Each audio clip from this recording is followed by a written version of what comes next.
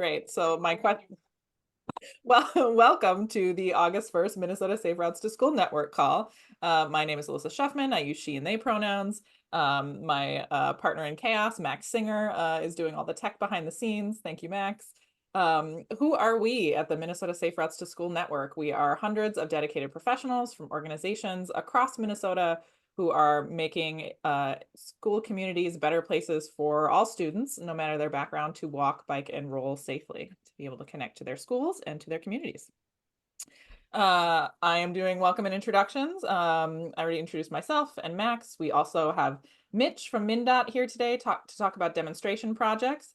And as I mentioned at the top of the call, Kelly and Sophie will not be able to make it. So I will be doing an extremely abbreviated and again, slightly chaotic version of the MnDOT update, but we'll definitely encourage folks to get in touch with Kelly and Sophie if you have any questions on the MnDOT update. But before that, I'm going to give a brief invitation to all of you to introduce yourselves in the chat, as I do most months when I don't forget. If you would love to share your name, your pronouns, where you're calling in from. And for our icebreaker today, I would love to hear about an exciting demonstration project you've seen, or if you haven't seen any demonstration projects in real time, what's something you'd be excited to learn about demonstration projects? So this question brought to you in part by something that's not exactly a demonstration project, but a parklet that just recently went in near my house, where every time I walk by it, I'm like, man, this is the kind of like short-term turnaround infrastructure that really gets folks excited about building patios outside. So please feel free to introduce yourselves in the chat as you trickle in. Now I'm going to talk about the meetup. I'm just like cranking through stuff, Kelly style. Thanks to all of you who were able to join us last month, I guess it's August today, for the Minnesota Safe Routes to School meetup over in St. Paul. It was a great time. Very many of you came out and spent the day with us. We had a number of great presenters. Thanks to all of our presenters who stepped up to share information both locally and then nationally. We had the Minnesota Safe Routes to School Network folks, but also the National Safe Routes Partnership folks presenting. And it was just a really great day. It was great to share space with you all, share ideas with you all, make connections with you all, reconnect with those of you who I've gotten to meet before. So it was a really fun day. Thanks to everybody who made it out. We asked folks as part of our survey this year to share 3 words that they thought encapsulated the day. So here's a little word cloud that describes a little bit of what the participant experience was like. I feel like unsurprisingly for the Safe Routes Network, engaging was a top word. But glad to see that we inspired folks, that folks felt welcome, like the environment was friendly, that there was lots of space for networking and connection. So it was a really fun day and really excited to do it again.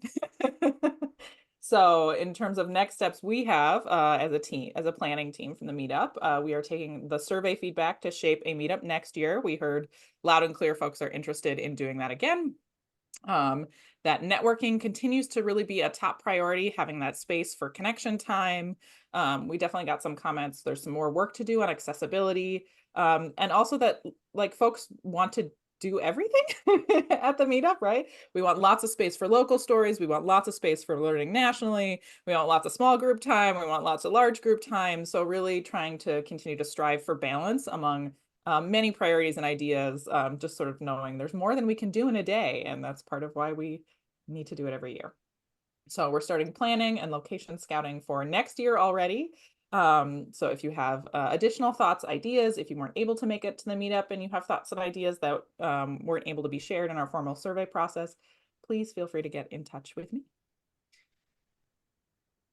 With that, I'm gonna do the MnDOT update from Kelly at the end of the call. We're gonna do things a little bit differently just because it'll be a little more brief. So with that, I'm gonna toss it over to Mitch to talk about demonstration projects. And I will say again, for folks who are just joining us, I'll put the introduction prompt and today's icebreaker prompt in the chat. So with that, take it away, Mitch. Okay, I am just getting everything. set up here. All right, let me get back into Zoom and share here.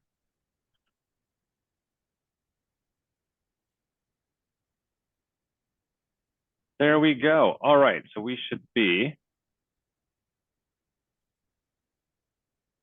rocking right now. Can we see the screen that I'm sharing?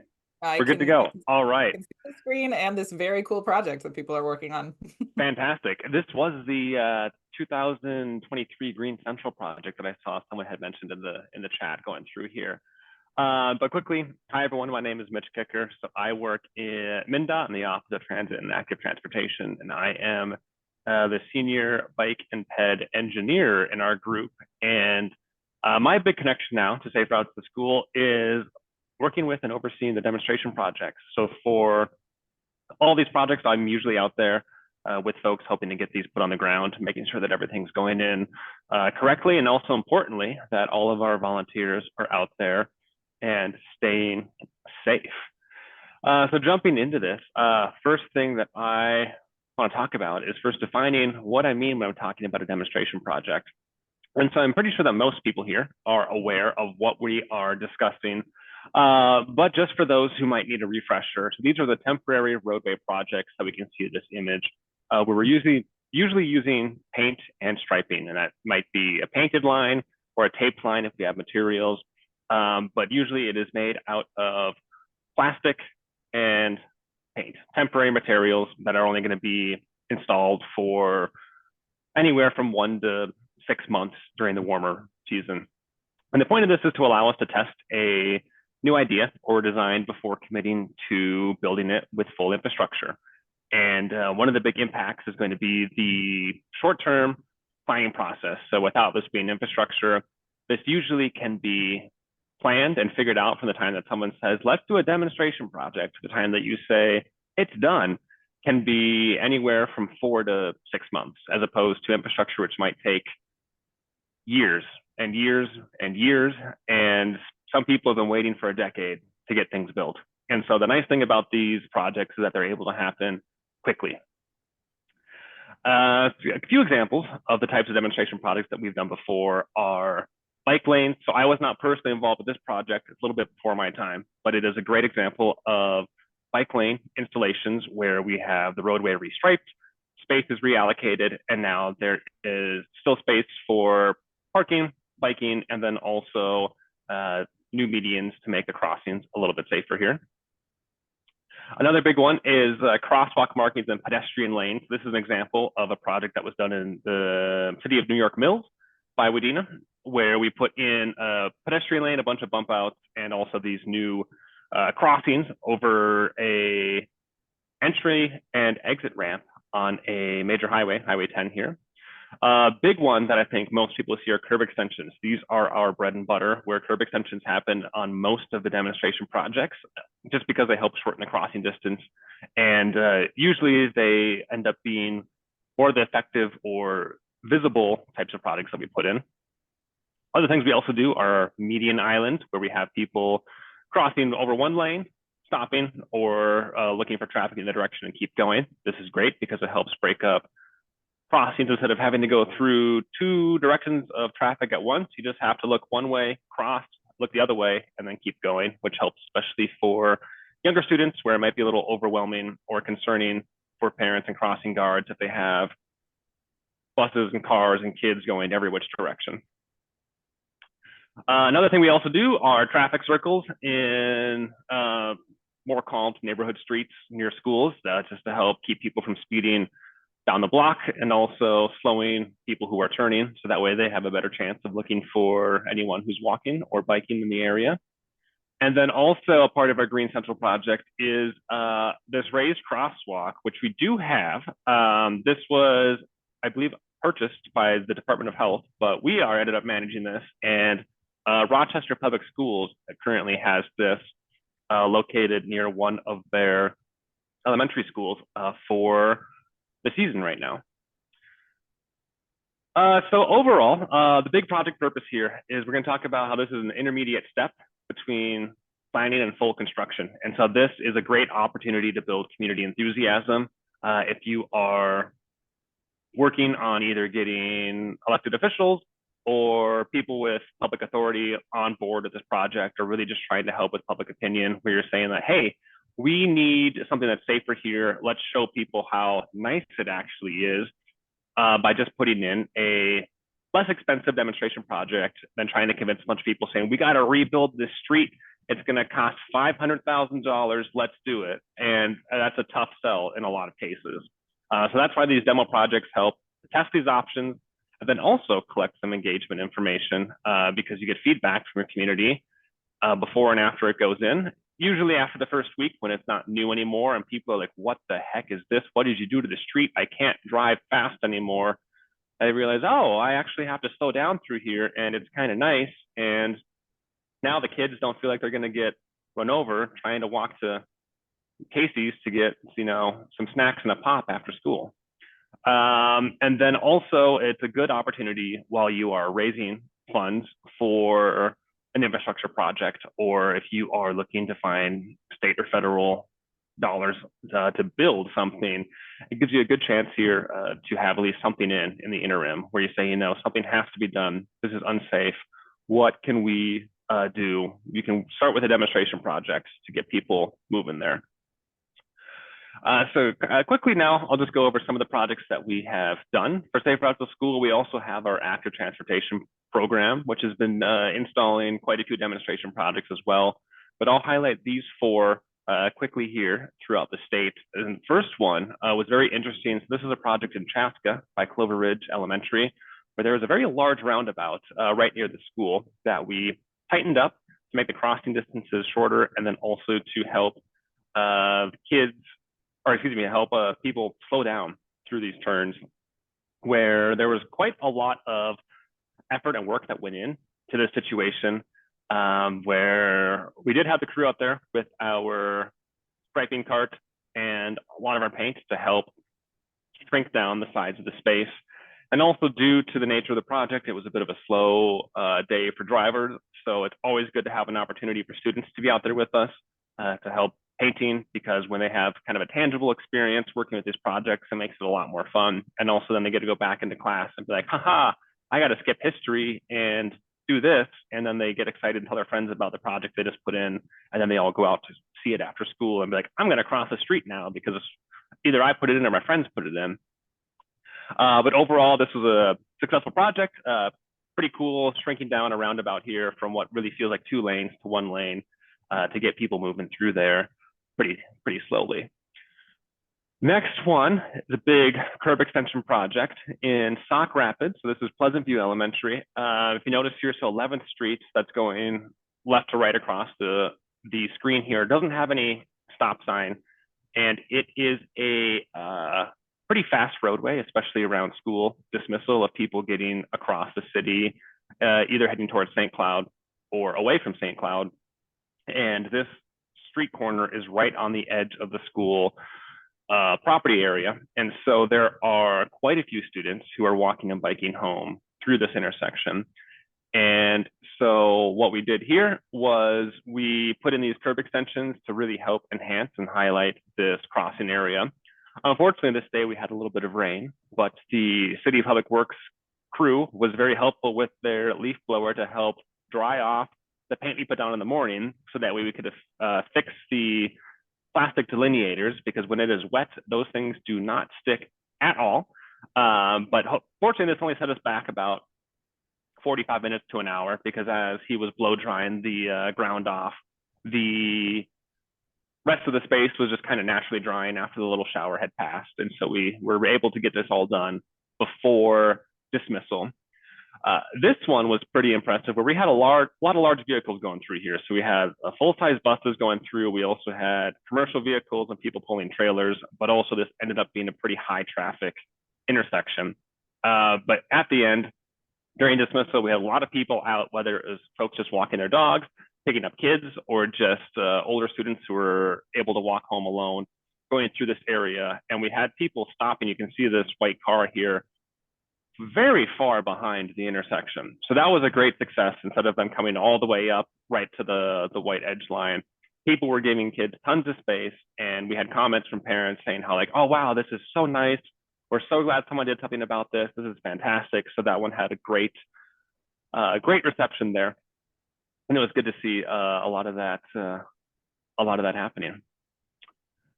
Next one. So this is a bit of a tighter area. We're working on a project in Dayton, right outside of Dayton Elementary. So this is a county roadway where we don't really have big shoulders or much space to work with, but we have this major trail crossing that goes from the school across into the neighborhood, directly across this roadway. And so this road, you're supposed to go 30, 35 miles an hour, but most people go 40 plus through this area. And especially during dismissal time, a lot of folks coming home to and from work and commercial vehicles on this street. So we want to do something to highlight that, hey, there is a pedestrian crossing here. Slow down, pay attention, stop for students. And so we did these small little curb extensions, and then also highlighted with a new sign in the middle of the street.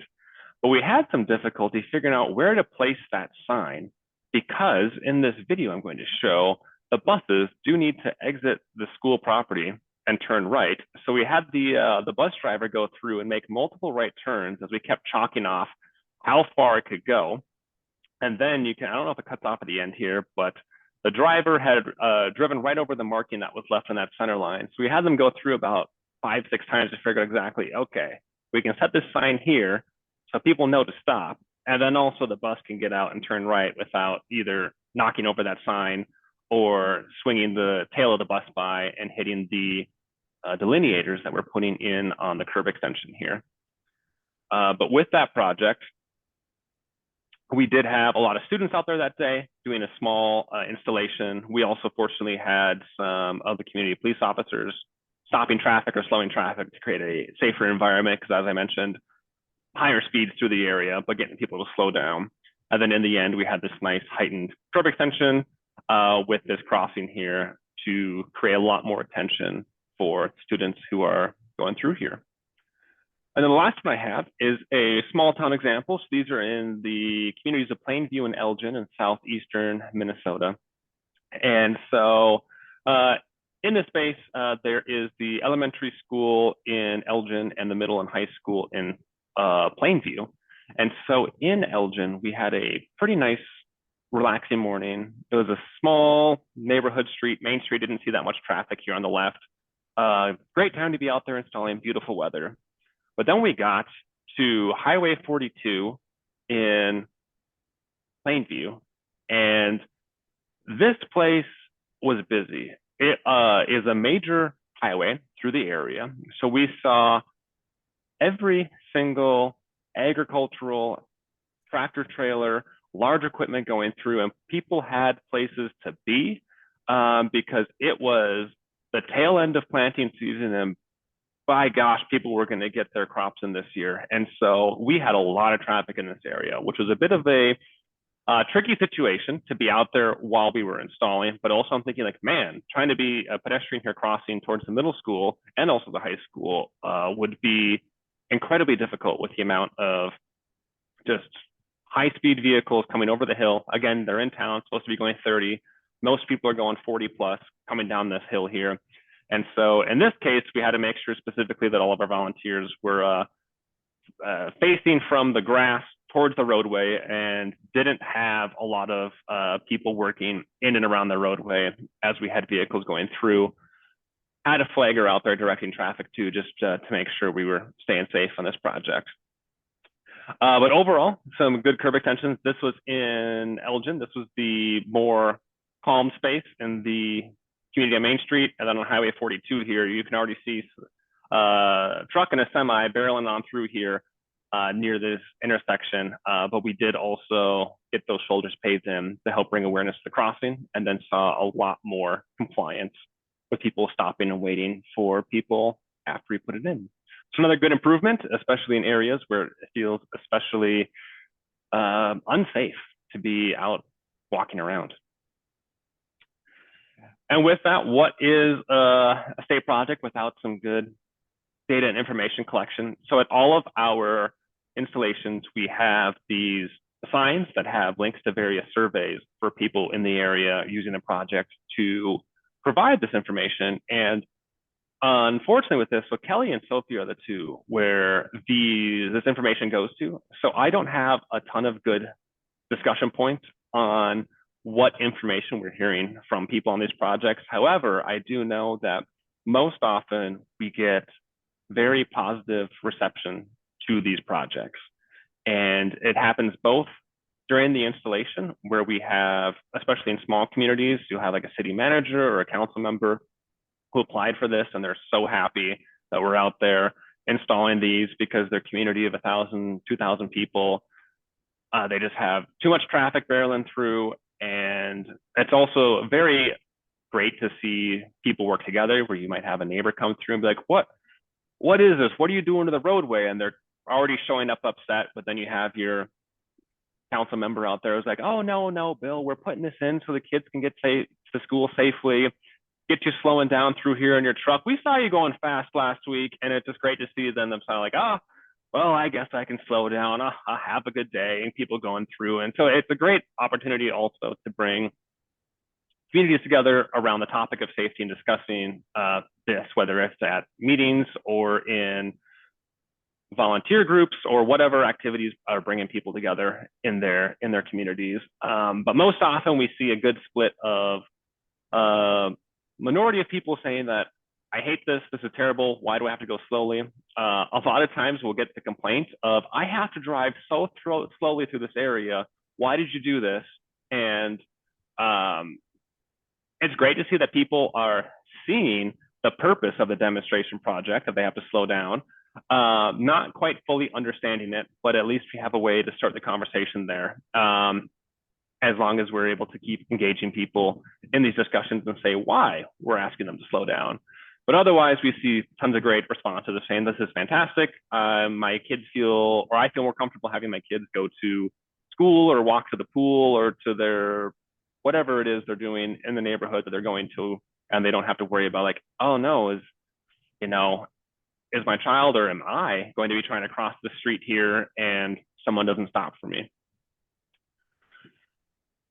And so I know we got a few minutes here to just talk about quickly. So these are our various funding opportunities for demonstration projects. And so currently we have opportunities through our Safe Routes to School program, which we are all here discussing, but also our statewide active transportation program provides demonstration project installations.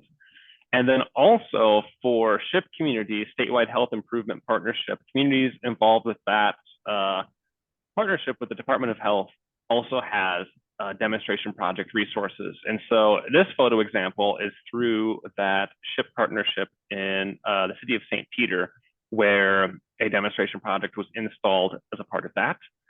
And also a way to do this is with local funding. You don't have to have the state come and do this. You are very much allowed to just do this on your own if you would like to. And so a little bit on that is our demonstration project implementation guide. This goes through a lot of the good information and basics that you would need to know if you want to install this project in your community, and really just focusing on coordinating with other agencies as necessary, whether if it's your MPO or RDO, your metropolitan planning or regional development organization, counties, other cities in your area, anyone who'd need to be involved. Because really with these projects, we put them in, it involves about $10,000 to $15,000 worth of materials as you install them. And most of the time we have this done with volunteers and with the city or county public works crews. So if you have a day that the public works folks can be out and help, it really just takes one day and 15 grand to put this together. And I say that from a state perspective, and I know in some communities that $15,000 is a lot of money. So I do also want to reiterate our other grant opportunities for these demonstration projects, which should be coming online here this fall. But otherwise, last note here, yeah, set the date and install. Just another key point on getting these projects moving forward. So with that, I know that was a lot of information, but I do have some time and ability to take questions from anyone. I think I saw a couple hands go up while I was talking, but yeah, any questions from folks on demonstration projects? Mitch, I feel like you and Kelly are both very good at cramming a lot of information into a short period of time. So thank you. This is great. Um, I saw a ton of questions from folks in the chat and was trying to track some of them. But I think before that, I want to start with like, there's a lot of folks in the chat saying like they're here to learn about demonstration projects. They haven't done a lot of demonstration projects before. And I wanted to kind of like back up from like I wanted to ask the question about where to start, but like maybe one step before the process you're outlining here, like how do you identify a specific intersection, right? Do you start with like engagement? Do you start with like where exactly should folks be starting that kind of project? Like are they identifying a spot? Are they looking for funding? Are they starting with community engagement? Like where do you see folks starting that process and like with the most level of success? Absolutely, yes. So the first step is always going to be engagement on this because you're going to want to learn where the high priority areas are, since you'll get a lot of different information from whether it's neighbors, caregivers, or school admin, or anyone else involved, city employees too. Many folks have different opinions on, oh, we need to do something at 3rd Street in Maine. And someone's like, no, no, no. 4th Street and First is the worst, or something like it's just different spots throughout the community. And it'd be great to do something at all of them. But then these material costs add up pretty quickly if you're trying to do 4 projects at once. So engagement is always the good first step. And as a part of this program, we usually will partner with folks who have gone through with the Safe Routes to School plan or have demonstration projects be a part of the Safe Routes to School planning process. And so with our grants that we provide, the planning assistance is definitely one of them, where we'll work with a consultant to develop a Safe Routes to School plan. And we also have had opportunities at the tail end of that planning process to say, great, we finished this up, let's go out and do a demo project in the summer. But I'm pretty sure moving forward now, we're going to have it more split up where you can choose, all right, do you either want to do a plan or a demonstration project? And so you don't necessarily have to have a full plan in place, but we do really prefer and encourage that to make sure that we've gone through the engagement due diligence, we talk to the communities, and also we know that we are working at the intersection or area in your community that has probably the highest safety need or something that would, maybe to steal a term from other industries, the best return on investment. Because I mean, you could have a 4-lane divided highway that's unsafe, but that might not be the best place to put in a demonstration project in terms of volunteer safety and effectiveness, but more focused on community streets, 2 to 3-lane roadways, places where we could probably see the biggest benefit from a demonstration project. Does that answer the question from anyone or who had asked that, or is there any follow-up that people need? I will let folks jump in the chat if they have specific follow-ups, but I think no one asked that specific question, but there were a lot of folks just kind of starting from square one. So I wanted to make sure that it was clear on like where is the easiest and most effective place for folks to start. I'll back up here too quickly because I can also, I don't think I sent you these slides, but I can send these for distribution since all of these last 2 slides have links to all of these grant program opportunities, so that way folks can access this information quickly and easily. Or honestly, what I can do here too is when you're given the Safe Route to School update, I can grab all these links and put them in the chat for folks who would like to have them Also, as soon as possible. if you send us the copy of the slides, Max is really great in our recap emails about including all the links, all the Perfect. things that people share out. So we're happy to do that too. All right, sounds good. I did see a question. I'm going to move on because I've got at least 5 questions written down. We're going to use all of our discussion time today. A question from Tom around data collection. Just like you talked a little bit about the data collection being kind of that community like perspective, engagement, surveying. But how do you think about, are there other ways you think about collecting data like the before after sort of proof that that things work, right? Do you have like recommendations for folks around data collection?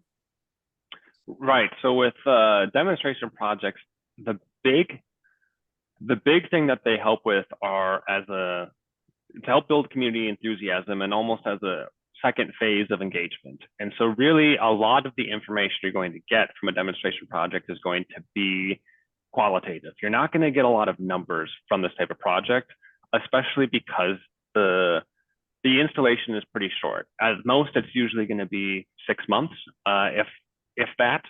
And so when we do work with other information, we look at a lot of times crashes as they relate to traffic safety, whether that's vehicles crashing into other vehicles or vehicles crashing into people.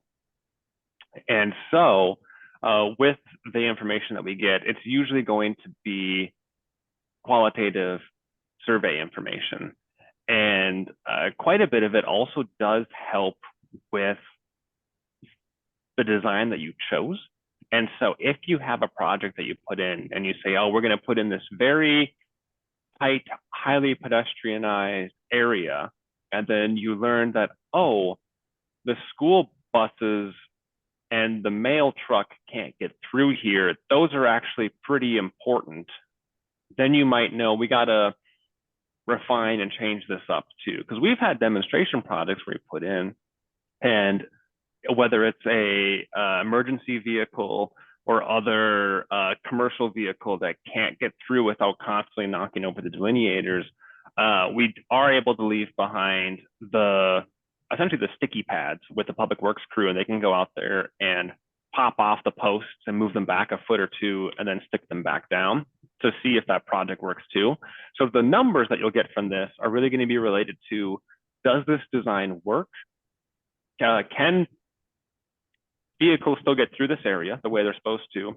But also, are we seeing people in our survey responses talk about an improvement in safety or their perception of the safety in the area? And if you get both, then that's great.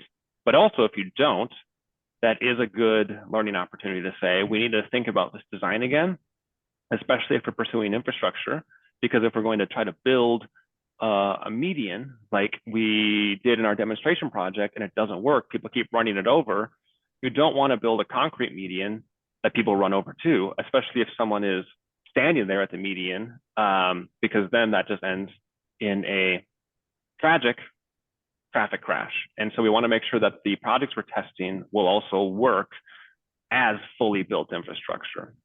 So a very long way to say that the numbers that we get are really going to be more about, does the design work? Yes or no? Do we need to make some tweaks here? And the rest is going to be survey information to see how people feel in terms of the improvements. Cool. Awesome.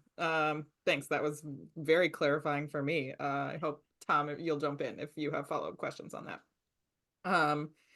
There was a question from Alex around, do you have a sense of like the percentage of projects that become permanent, right? You talked a little bit about like the goal with projects like these is to, in some cases, a lot of cases, prove a concept so that that larger long-term investment can be made to upgrade or change an intersection or a corridor more permanently. Do you have a sense of like, is that something MnDOT is tracking on with your like the projects you're involved in?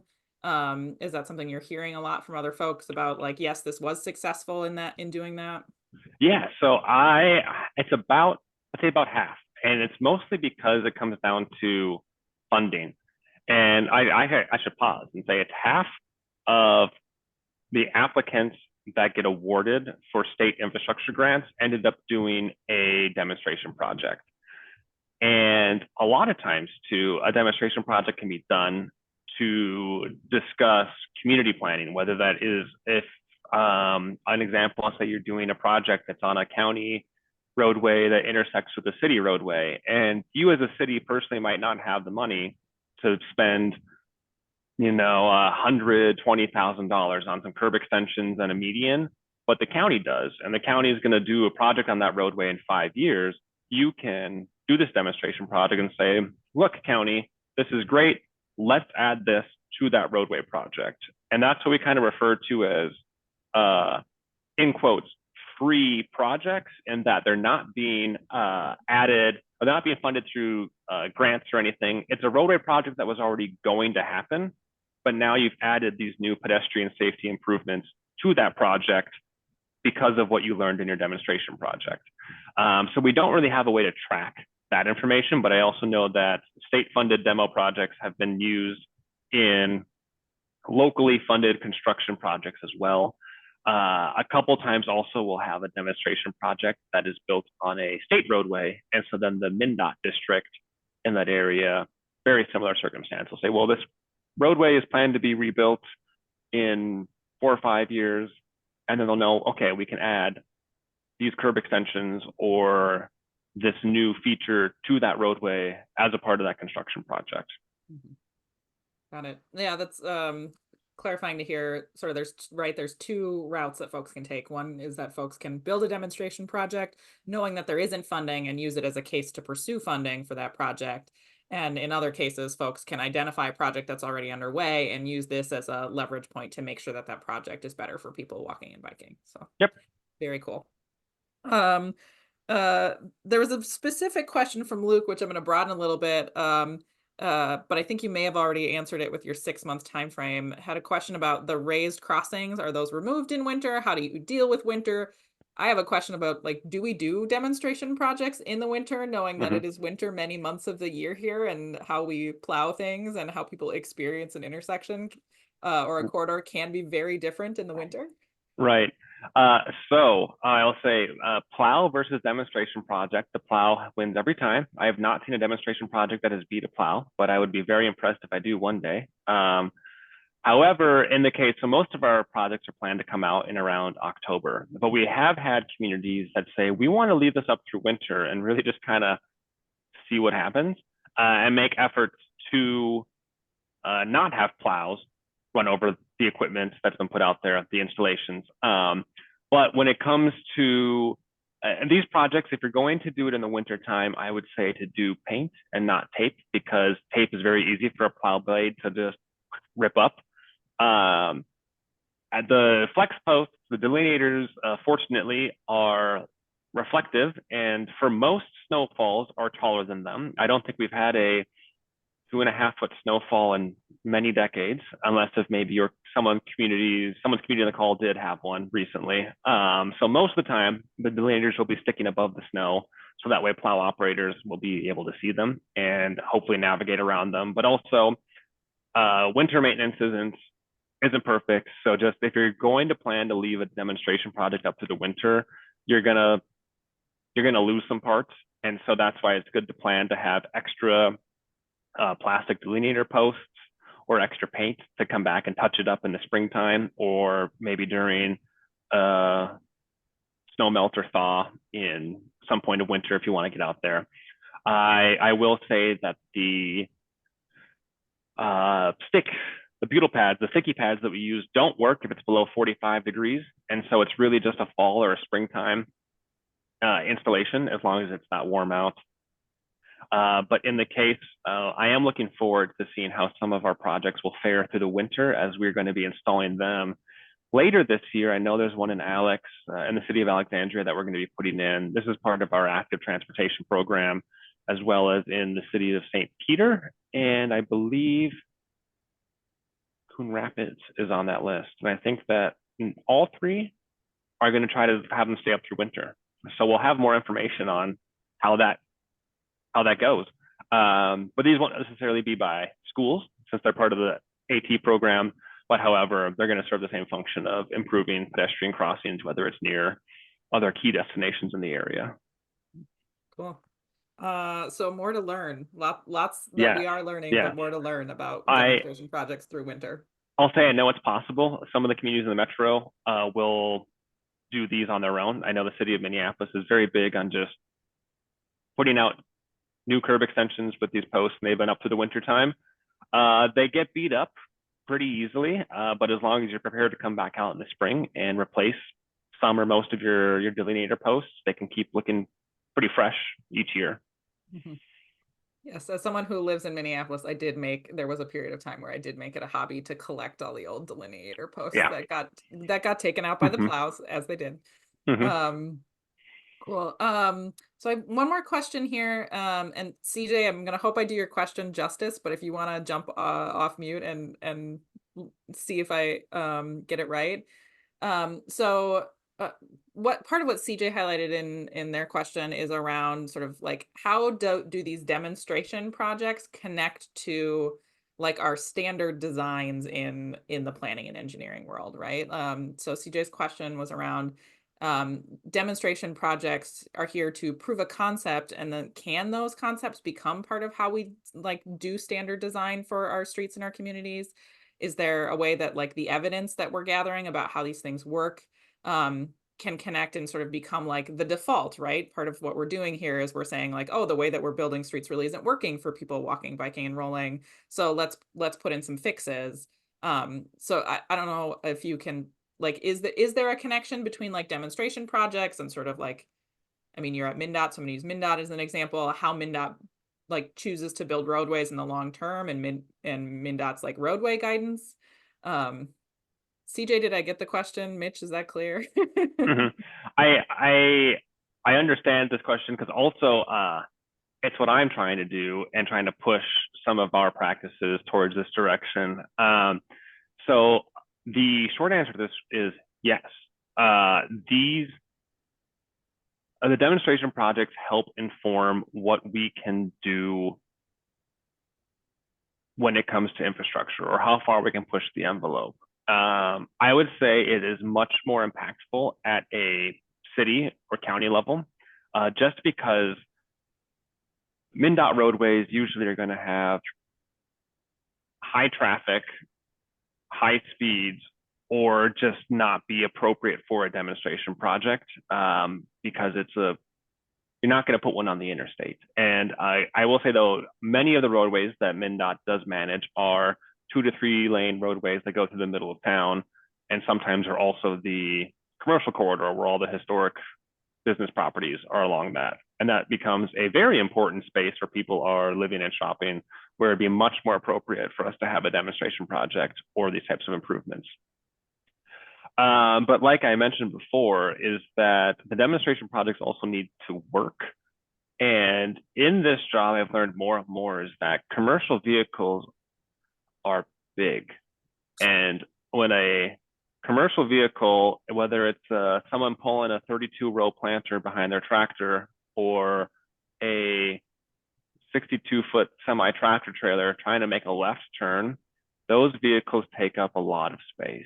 And what we don't want to do is build something and say we put in this nice new pedestrianized space, and there are people standing there, whether at the corner or the median, and one of these large trucks is trying to go through and they don't fit, and they have to pop up on the curb. A very tragic incident happened in this community of Crookston a few years ago, where a young person ended up losing her leg due to a vehicle, I said, well, legally be a vehicle crash, but being caught by a tractor trailer. And so when we do these designs, we do want to push for more pedestrianized spaces to get people to slow down, but also we have to make sure that it works and we're not putting people in more of harm's way when we do these types of designs. And so a lot of what helps us here is figuring out how small we can go, how tight of spaces we can go.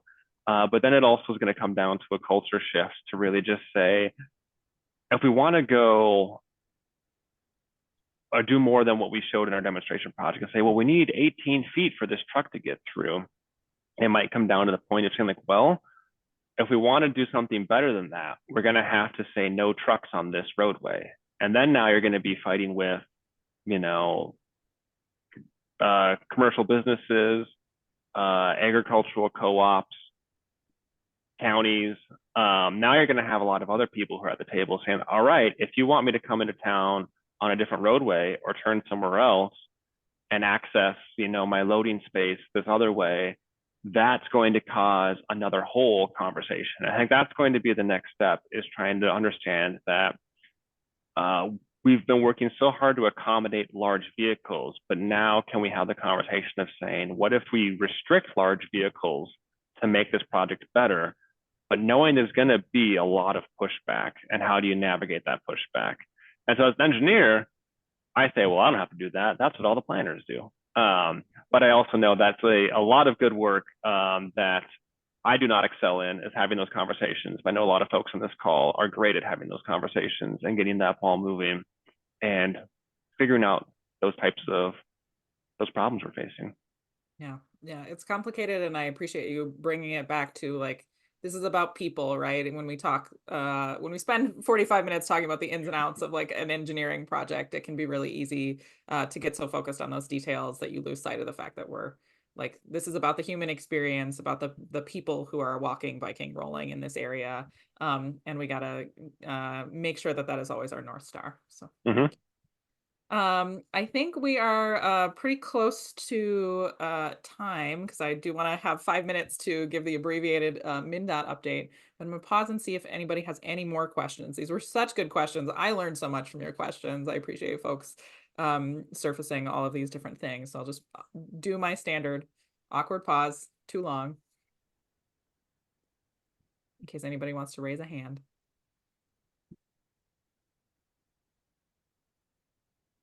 All right, seeing none, I want to thank you, Mitch, for your time.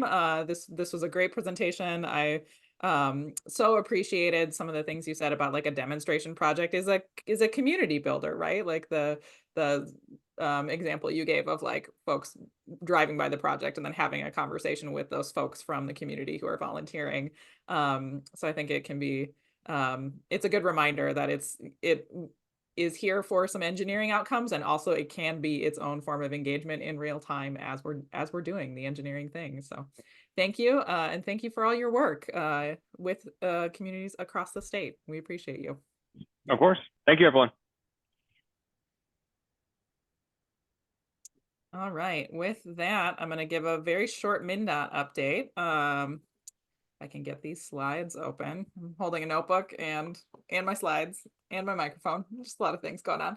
I am obviously not Kelly nor Sophie. As I mentioned at the top of the call, they were unexpectedly unable to be here today. So I know Kelly and Sophie always encourage folks to reach out with questions, and I'm gonna double that encouragement this time since I have slides and no notes. um, but one of the things that I also got an email about this, I was really excited to see that there are new office hours to connect with Kelly and Sophie on safe routes to school stuff. So if you have any questions about these slides or about other things and you want to follow up with those folks, make note of office hours, first Monday of the month at 3 p.m. and then third Thursday of the month at 8:30 a.m. As Mitch mentioned in the course of his presentation, there are some Safe Routes to School funding opportunities opening in October. So this will be a great opportunity for folks who are interested in demonstration projects to pursue some of these grants. I don't remember all of the fine details on what each specific category is, but we all know what a planning is. We all know what design is. We all know what infrastructure is. So definitely take a look at some of these grant resources. And if you are interested in applying, make use of the office hours. Talk to Kelly, talk to Sophie. Also next coming in October, Walk to School Day. So mark your calendars for Walk to School Day. We also have Winter Walk to School Day in February. One of my favorite times of the year is to get to see all of the very cute photos of all the folks walking to school in the winter. And then we will have Bike to School Day on May 7th. So that is the 2024-2025 school year calendar of walk and bike to school events. So mark your calendars, more information to come from Kelly and Sophie on resources for all of those different days. And then there are some upcoming walk bike fun trainings. I think Kelly has mentioned at least one of these on some past calls, but make note of the dates in August and September in 3 different communities across Minnesota. And if you would like more details, check out the Walk Bike Fun website run by our good friends over at the Bicycle Alliance of Minnesota. Reach out to Angela, who you all know, reach out to CJ, who you all know, to get more of those details.